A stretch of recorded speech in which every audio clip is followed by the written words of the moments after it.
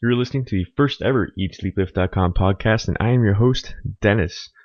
This podcast is going to be focused mainly around health and fitness and anything that falls underneath that scope. So weightlifting, cardio, recipes, nutrition, laws, and just general topics.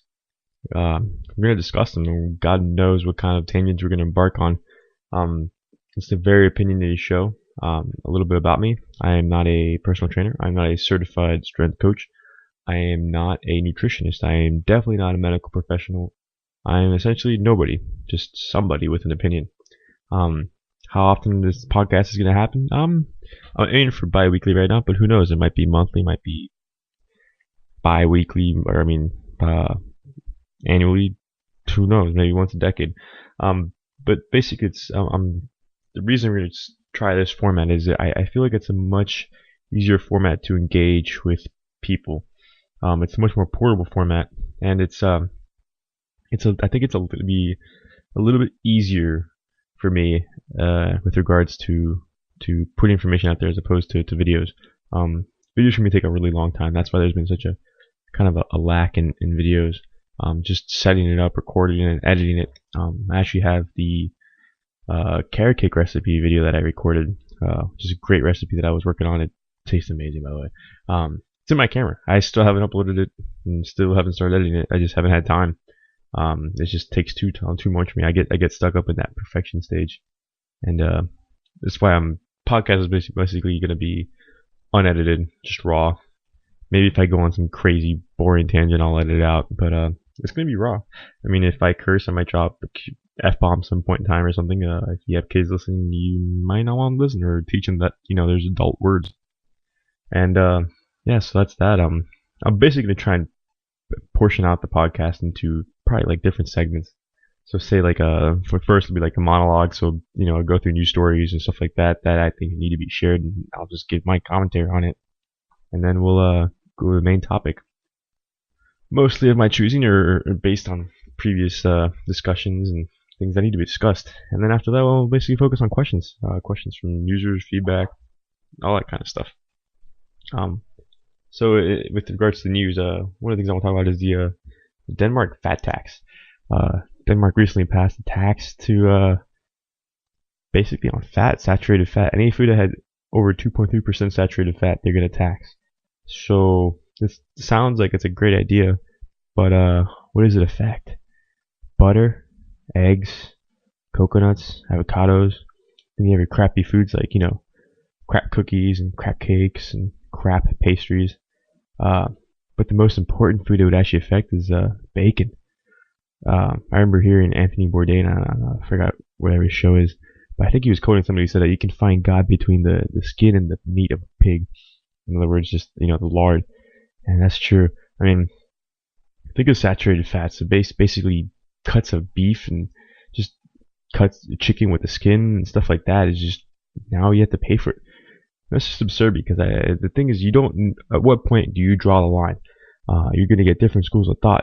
If you talk to somebody who's more paleo oriented and doesn't believe in anything outside of meat and vegetables, they're going to think that stuff like potatoes should be taxed. But then you talk to somebody like who believes in, say, like the U.S.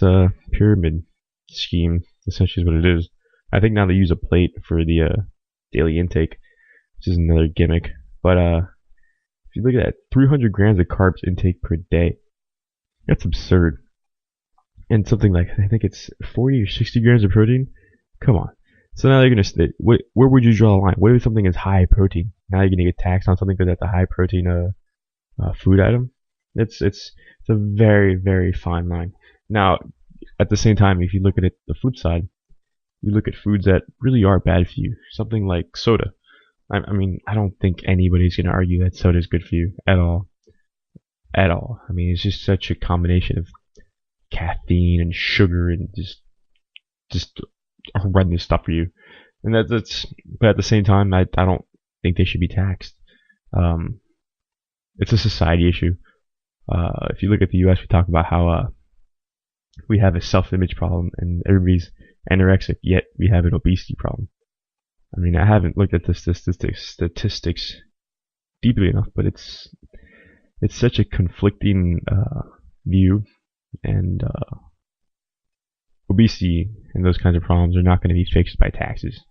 Uh, People vote with their wallets, but that's just not going to help. And hopefully we'll find an issue or a solution for it sometime in the future. But taxing is definitely not the way, and I think Denmark is taking a step in the wrong direction. But well, whatever floats the boat. If they don't like it, well, they have to do something about it. But here in the U.S., I don't think that'll happen. And let's hope not. I like bacon. I love bacon. Chocolate covered bacon, bacon omelets, bacon by itself, bacon wrapped bacon, bacon baskets, you name it. If it has bacon in it, I'll probably eat it. By the same token, there's also the story that PepsiCo is teaming up with Activision. I'm sorry, not Activision, EA, for release of Modern Warfare 3, or what I like to call Modern Warfare 2 expansion pack. Where if you eat PepsiCo products such as Doritos, Mountain Dew, all that crap food, you're gonna get codes you can use to level up faster in the multiplayer aspect of it. So you eat shit food and you get better faster.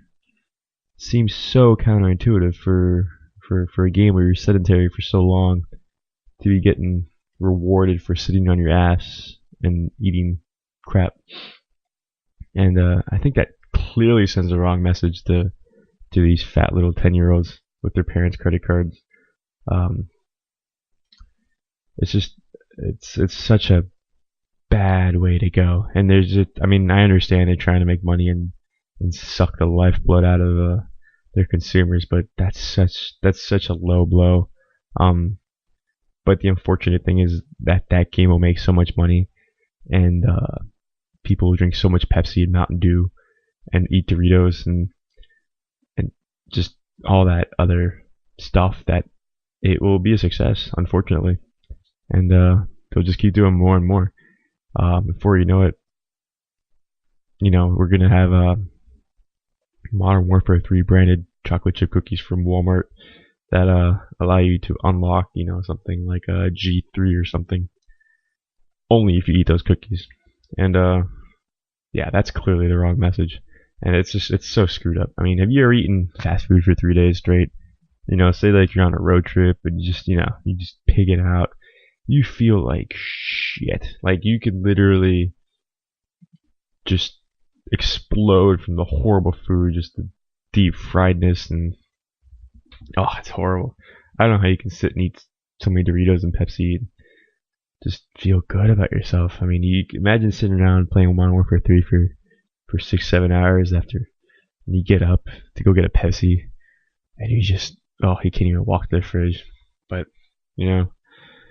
whatever. If only natural selection actually still was in effect, I think we could maybe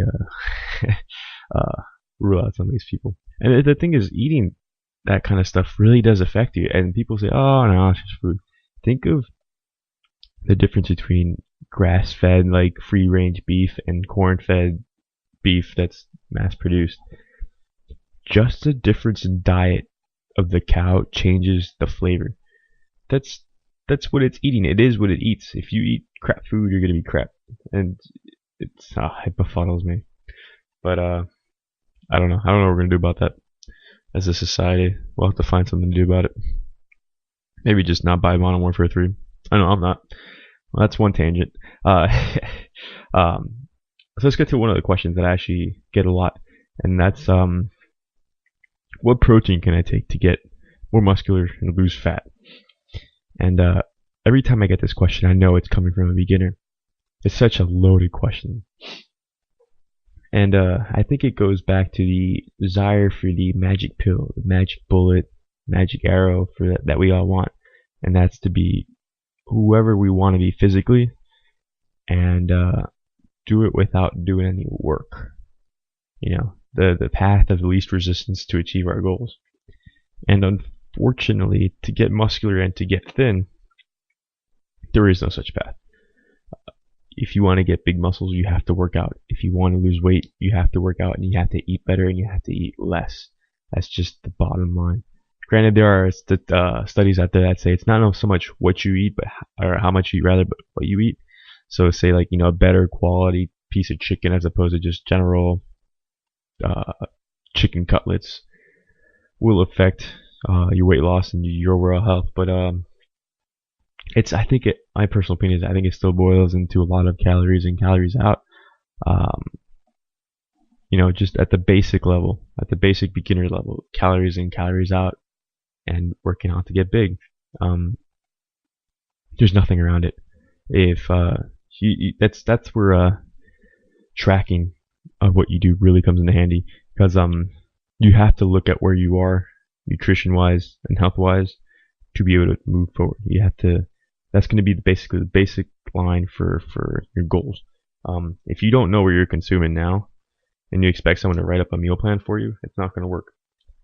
I ask people to write down what they eat for about a week. Don't change anything, just write down everything you eat for a week. Specifically, weigh it out, everything. And it's a pain in the ass, but it really is worth its weight. Gold and silver, whatever you want to use, platinum. When you see how many calories you're actually consuming on a daily basis, you will more than poof bricks. You'll be like, oh, I'm just having a handful of chocolate. And you sit down and you go, holy shit, that was 400 calories worth of chocolate, basically all carbs. And I'm still hungry. So you really have to kind of look at what it is that you're consuming, and then cut it back. Cut it back and eat better. If you're eating way too many carbs, you probably want to cut that down and increase your protein intake just to prevent muscle atrophy and increase muscle regeneration. With regards to what protein to take, pretty much any protein will work. Don't fall for the marketing gimmicks. This is the best protein. This is a proprietary protein blend with this type of protein, that type of protein, and your mama's best protein. It's just at the end of the day, protein gets really complicated. There's a lot of different protein chemical profiles, but for a beginner, someone who's just getting into weightlifting, someone who's just getting into nutrition, just get a good whey concentrate, something that's 80% protein by weight. Try to look for the least amount of ingredients in it. Sometimes you'll look at some of these proteins and you'll just see like a huge list of ingredients. I mean, you're talking about like, you're gonna get the artificial sweeteners, but then you start getting to like this specific coloring and flavors, and just it gets unbelievable. So just focus on something that's 80% protein by weight. Something that would not fall into that category, something like BSN synthesis. I personally am not a big fan of BSN synthesis for the reasons that of the way it's marketed. It's not a great general protein. It's 50% protein by weight. Tastes great. Don't get me wrong. You drink that thing with water all day, but it has its uses, but they're very niche. If you stick to something like just Optimum Nutrition, whey concentrate, or Civation, or anything like that, you're gonna be good. You don't have to. I mean, they're relatively cheap. You're not gonna have to pay $70 per tub, which I have seen some people pay for some ridiculous proteins before, and that's aggravating. I have no sponsorships. I have no qualms, no asses to kiss. So I'm gonna tell you how it is. It's just protein at the end of the day for a beginner is protein. So just go out there and get something that works for you, something that you'd like the taste of. Because if you hate it, you're not gonna drink it. If you are allergic to artificial sweeteners or specific artificial sweeteners, or you want to just drink natural stuff, there's a dime a dozen proteins out there. You can find something. Just avoid the marketing gimmicks. If you ever been to like a vitamin shop or something of that nature, one of these proteins one of these supplement stores, and you walk in, you'll see there's usually a health side and then there's a sport fitness side, and it's really interesting how that's split up like that. How there's basically two worlds that it's serving, and the sport and fitness side is just basically marketing galore, just trying to find a label that doesn't catch your attention will be the one that catches your attention. Every label's got like the biggest dude on steroids you've ever seen, and promising massive muscle growth and this many grams of protein per scoop or per serving, and you just have to read the label. You have to read the label, and you have to know what it is you're getting and what it is you're paying for. You'd be surprised to know that most of these proteins are actually manufactured all in the same place. by the same companies, just different labeling. I mean, that's the truth. So just focus on a good protein. Try to get, I mean, the general rule in the industry has for a while has been about 1 gram of protein per kilogram of lean body mass. So just find a lean body mass calculator online, put it in, figure out what your average, or probably what your, close to actual lean body mass is, and then just try to go around that with protein. So if you weigh, say, 100 pounds lean, get 100 grams of protein. I mean, that's not that hard to achieve. You get 2 or 3 protein shakes a day, and you'll be good. But you don't want to just focus on protein shakes, because although they do provide protein, they don't provide those micronutrients, vitamins, minerals, stuff like that just don't exist in whey protein powders. But that's that. I just work out. To get muscle, like I said, you have to work out, and I think the core exercises that are neglected, which are the squat and the deadlift, are quite possibly the keys to getting big, getting strong, and just looking good naked. Because let's be honest, that's what most people are aiming for. They want to look good naked, not necessarily for sport or athletics, but they want to look good naked. And I think Arnold was the one that said you have to build a platform of strength before you can actually become somewhat of a bodybuilder and tone out those muscles. And I agree. But that goes into the whole what your goal for working out is and why you work out. If you're a bodybuilder, a power lifter, or an athlete, or just you want to look good and feel good. And, they're all different goals, but that's a different topic for another day.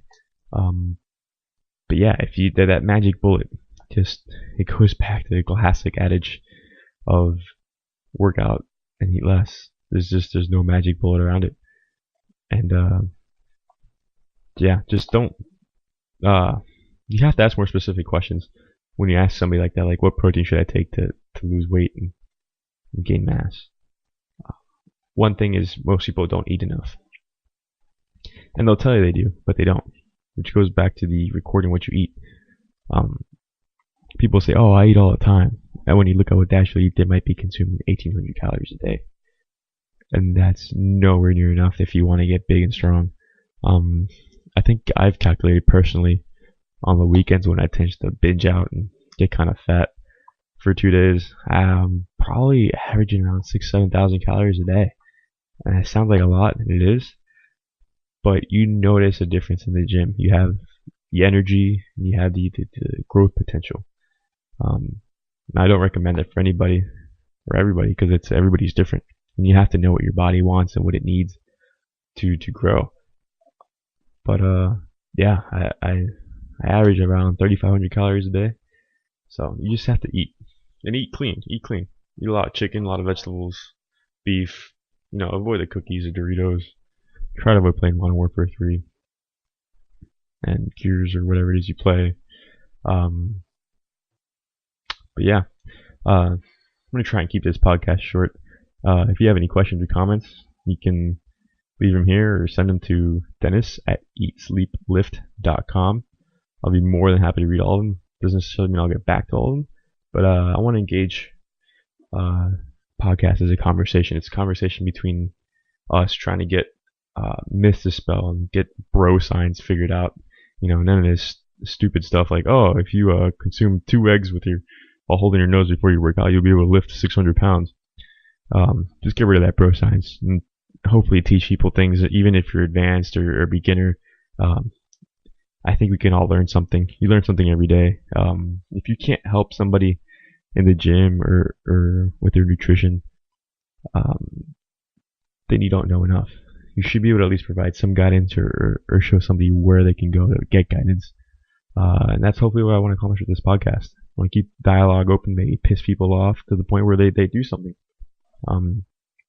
There's a lot of things going on with regards to laws and opinions, and if we can influence or at least get people asking questions and trying to investigate things, then that's what I'm aiming for. So this podcast is probably a little rough around the edges. Like I said before, it's my first podcast. Don't necessarily have all the equipment or the kinks figured out, or so we'll try and work on that. Forgive me if this has been long and boring and I mumble or I sound like some boring DJ on NPR or something of the sort. Bear with me, give me your comments, give me your feedback, let me know how I can get better. Give me your questions, we'll answer them. We'll try to answer them. That's it for today. Dennis here with EatSleepLift.com. Thanks for listening and subscribing. Check out the website at EatSleepLift.com, our YouTube channel at EatSleepLiftLive, on Twitter, Facebook, all the sorts. You can find all the links on EatSleepLift.com. Thanks for listening. Until next time.